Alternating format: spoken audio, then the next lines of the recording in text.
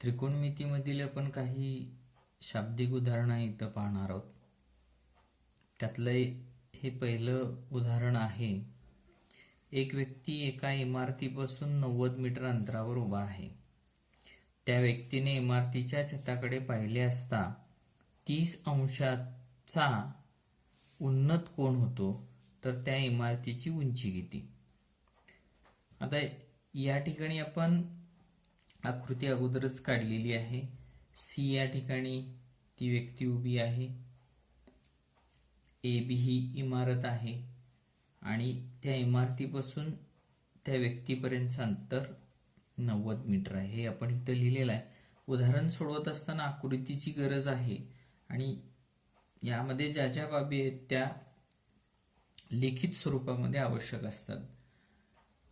म्हणजे या ठिकाणी आपल्याला लिहावं लागणार आहे, बिंदू सी जवळ एक व्यक्ती उभी असून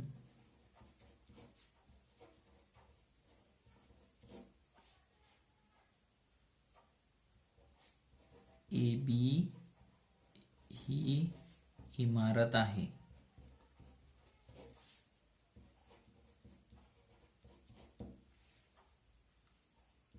म्हणजेच ए बी बरोबर इमारतीची उंची.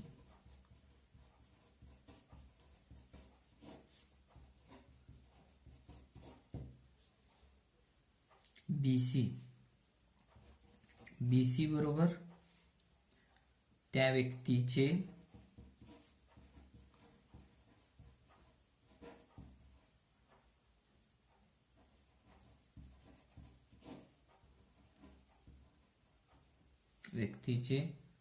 इमारतीपासून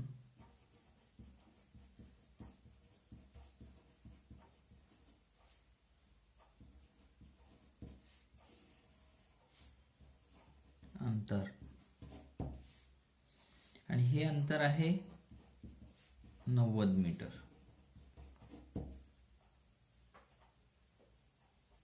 या ठिकाणी कोन BCA याला आपण थीटा मानलंय, तो आहे 30 अंशाचा. म्हणून आपल्याला ह्या थीटा समोरच्या बाजूचं अंतर विचारले आणि लगतच्या बाजूचं अंतर दिलेलं आहे. त्यामुळं हे टॅन थीटा या सूत्रामध्ये आपल्याला बसवता येतं. म्हणजेच टॅन थीटा बरोबर थीटा कोनासमोरील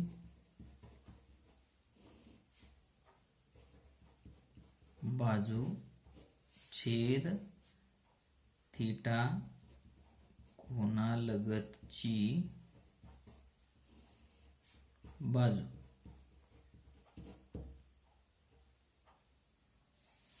म्हणजेच या ठिकाणी टॅन थीटा बरोबर थीटा कोनासमोरील बाजू ए बी, थीटा कोनालगतची बाजू बी सी. म्हणून थीटा किती आहे बघा, 30 अंश. म्हणून टॅन 30 अंश बरोबर ए बीचं माप आपल्याला काढायचं आहे आणि बी सी दिलेला आहे 90. टॅन 30 अंश ची किंमत 1/√3 येते. त्यामुळे टॅन 30 बरोबर आपण 1/√3 लिहिणार आहोत. म्हणजे इथे येणार आहे 1/√3 बरोबर ए बी छेद 90. आपण आता तिरकस गुणाकार करू. म्हणून ए बी गुणिले √3 बरोबर 1/90. 1/90 90च येणार आहे. म्हणून हे गुणिले √3 आहेत, इकडे आल्यानंतर भागिले होणार आहेत. म्हणजेच इथं ए बी बरोबर 90/√3. म्हणून ए बी बरोबर 90/√3 याचं प्रमेयीकरण करणार आहोत, म्हणजे अंशाला आणि छेदाला वर्गमुळात 3नच गुणणार आहोत आपण. म्हणून ए बी बरोबर 90 गुणिले वर्गमुळात 3 छेद वर्गमुळात 3 गुणिले वर्गमुळात 3 वर्गमुळात 9. म्हणजे 9चं वर्गमूळ आपल्याला माहित आहे किती आहे, 3 आहे.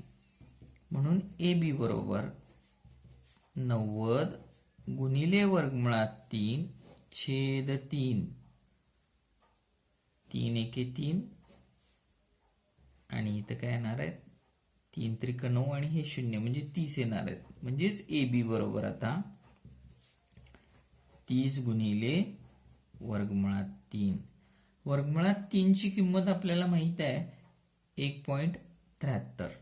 म्हणून ए बी बरोबर 30 गुणिले 1.73. कारण लिहू आपण वर्गमुळात 3 बरोबर काय आहे 1.73 म्हणून. जर आपण याचा गुणाकार केला तर ए बी बरोबर 51.90 मीटर येणार आहे. म्हणजे 30 गुणिले 1.73 केल्यानंतर 51.90 मीटर. म्हणजेच ए बी ची लांबी 51.90, म्हणजेच ए बी ही इमारत आहे, म्हणजेच त्या इमारतीची उंची 51.90. म्हणून इथं परत उत्तर आपण शब्दामध्ये लिहिणार आहोत, त्या इमारतीची उंची 51.90 मीटर आहे. आपण दुसरं शाब्दिक उदाहरण या ठिकाणी बघणार आहोत. 45 मीटर उंच इमारतीच्या छतावरून त्या इमारतीपासून काही अंतरावर उभ्या केलेल्या सायकलीकडे पाहताना 60 अंशाचा अवनत कोन होतो. तर ती सायकल इमारतीपासून किती अंतरावर आहे. मी अगोदरच इथं आकृती काढलेली आहे. या ठिकाणी आर या ठिकाणी सायकल आहे, इमारत म्हणजेच पी क्यू, इमारतीची उंची आहे 45 मीटर आणि इमारतीच्या छतावर पी या ठिकाणी ती व्यक्ती उभी आहे. आता ही जी माहिती आहे ती सगळी आपण लिहिणार आहोत. आणि पी डी ही क्षितिज समांतर रेषा आहे. या ठिकाणी अवनत कोन दिलेला आहे. अवनत कोन म्हणजे क्षितिज समांतर रेषेशी होणारा कोन तो दिलेला आहे आपल्याला 60 अंश. अगोदर माहिती लिहित जाऊ आपण. या आकृतीमध्ये पी क्यू बरोबर इमारत आणि पी क्यू ची उंची दिलेली आहे 45 मीटर.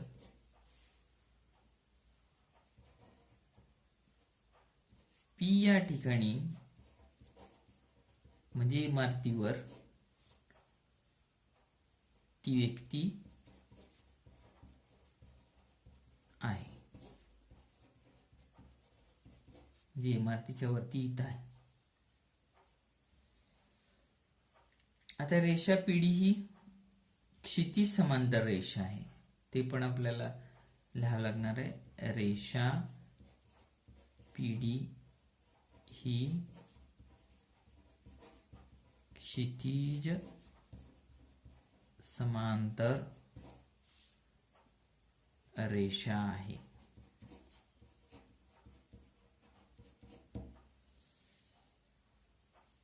आता हे क्यू आर हे काय, आर या ठिकाणी सायकल आहे, म्हणजे क्यू आर हे इमारतीपासून सायकल पर्यंतचं अंतर आहे. लिहूया आपण क्यू आर बरोबर इमारतीपासून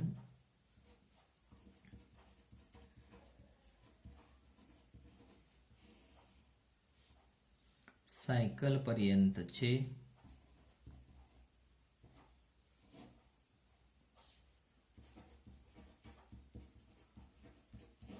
अंतर. आता या ठिकाणी DPR हा अवनत कोण आहे?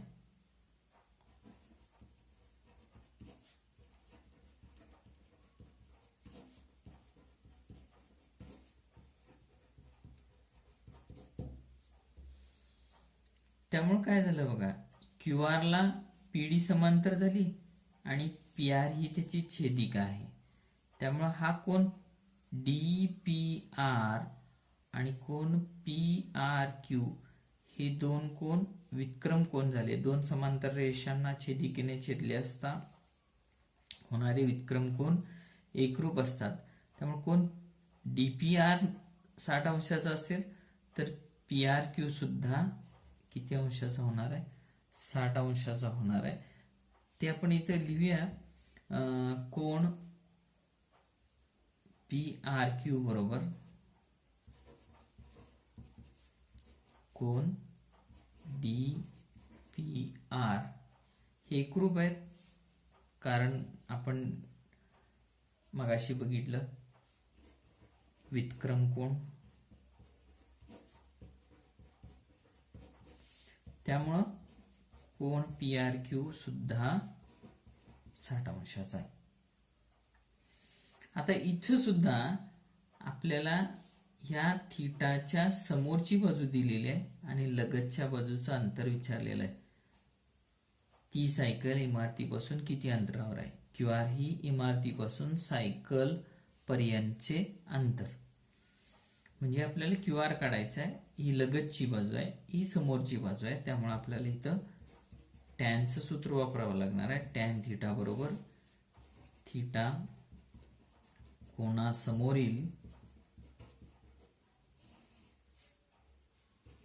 बाजू छेद थीटा कोणा लगतची बाजू.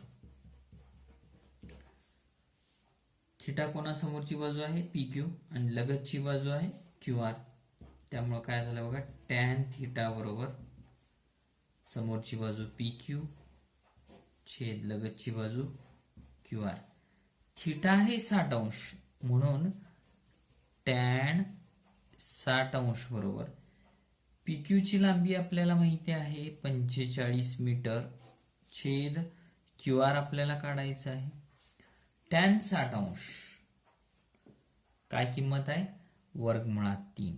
म्हणून वर्गमुळात 3 बरोबर 45 छेद QR म्हणजेच वर्गमुळात 3/1 बरोबर 45 छेद QR. तिरकस गुणाकार करणार आहोत आपण.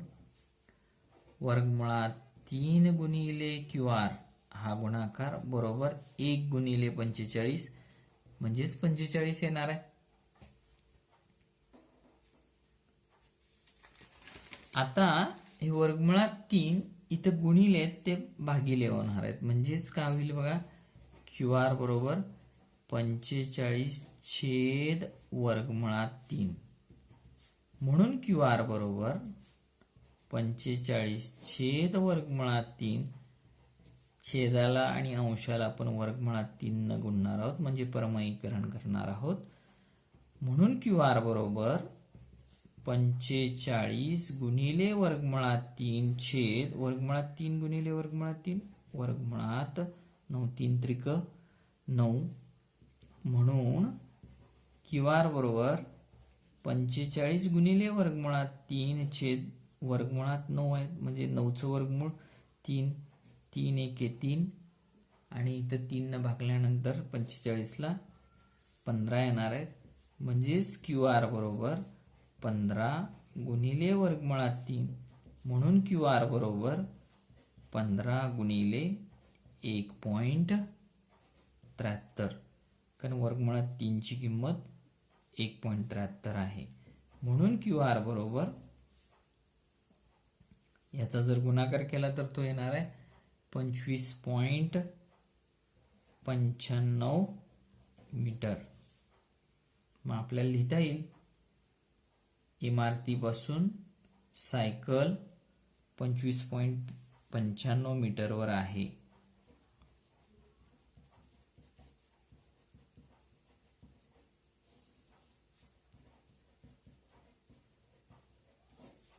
25.95 मीटर वर आहे. थँक्यू.